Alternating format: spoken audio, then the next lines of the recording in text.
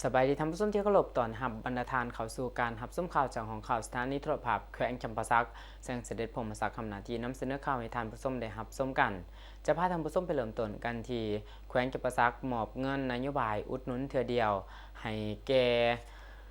ผู้เสียสละชีวิตในภารกิจหับใส่การปฏิวัติศาสตร์ที่เขาการปี 1956 หาปี 1974 ขึ้นหลัง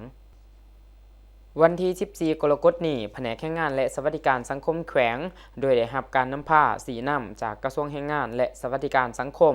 กรมนโยบายและคณะคณะกรรมการปกครองแขวง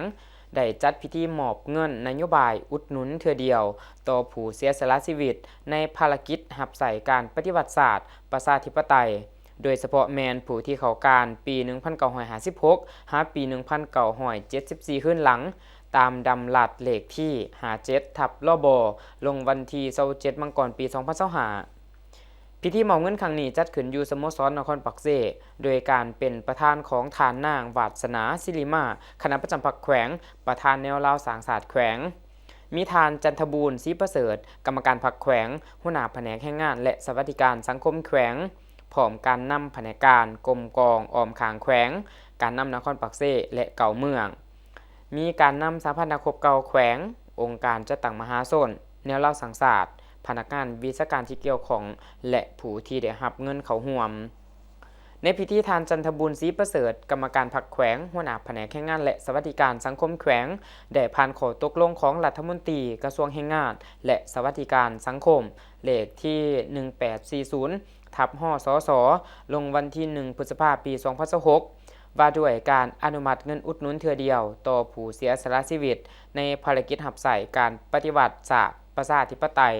โดยเฉพาะแมนผู้ที่เขาการปี 1956 หาปี 1974 ขึ้นหลังตามดำลัดเลขที่57ทับลบลงวันที่27มังกรปี 2025 ในงวดที่ 2 ประจำปี 2026 ให้แผนกแรงงานและสวัสดิการสังคมแขวงรวมทั้งหมด167ฐานยิง3ฐานเป็นเงินทั้งหมด3ตื่อ421ล้านกว่ากีบจากนั้นก็ได้มอบเงินอุดหนุนเทื่อเดียวต่อผู้เสียสละชีวิตให้เกียรติมอบโดยทานนางวาสนาศิริมาคณะประจำพรรคแขวงประธานแนวลาวสางศาสตร์แขวงหับโดยครอบครัวของผู้ที่มีผลงานและคุณงามความดีในภารกิจดังกล่าว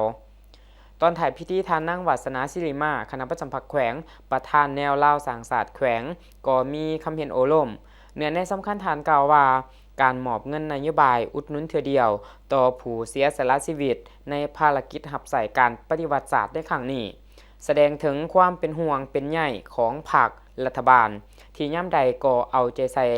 เบิ่งแย่งเพื่อแสดงถึงความกตัญญูหูบุญคุณต่อผู้ที่มีผลงานและคุณงามความดี